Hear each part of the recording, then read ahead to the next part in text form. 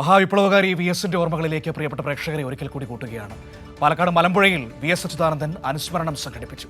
CPIM Puthussery area കമ്മിറ്റിയുടെ നേതൃത്വത്തിലായിരുന്നു അനുസ്മരണം. മന്ത്രി MP രാജേഷ് അനുസ്മരണ യോഗം ഉദ്ഘാടനം ചെയ്തു. വി എസിനെ അനുസ്മരിച്ച് മലമ്പുഴയിൽ നിന്ന് മത്സരിച്ചാണ് വി എസ് കേരളത്തിന്റെ മുഖ്യമന്ത്രിയും പ്രതിപക്ഷ നേതാവുമായത്. വി എസ് സ്മൃതിപഥം എന്ന പേരിൽ CPIM പുതുശ്ശേരി ഏരിയ കമ്മിറ്റിയാണ് അനുസ്മരണ യോഗം സംഘടിപ്പിച്ചത്.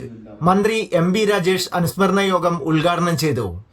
മാർക്സിസത്തോട് വിപ്ലവ ദർശനത്തോടുള്ള വിട്ടുവീഴ്ചയില്ലാത്ത പ്രതിബദ്ധതയാണ്.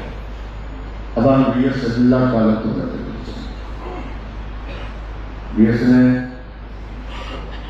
കണ്ടെത്തി വളർത്തിയതും പരിശീലിപ്പിച്ചതും കൃഷ്ണപിള്ളയാണ്. കൃഷ്ണപിള്ളയുടെ ശിക്ഷണത്തിൽ വളർന്ന ഒരാൾ വെറുതെ ആയിപ്പോയിട്ടില്ല. അതുകൊണ്ടാണ് സഖാക്കളുടെ സഖാവ് കൃഷ്ണപിള്ള അറിയപ്പെടുന്നത്. കൃഷ്ണപിള്ള കണ്ടെത്തി വളർത്തി പരിശീലിപ്പിച്ച ആളാണ്.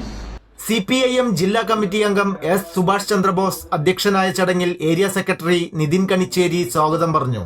പാലക്കാട് ജില്ലാ സെക്രട്ടേറിയറ്റ് അംഗം A പ്രഭാകരൻ MLA, മുതിർന്ന നേതാവ് P ഉണ്ണി എന്നിവർ വി എസിനെ അനുസ്മരിച്ചു.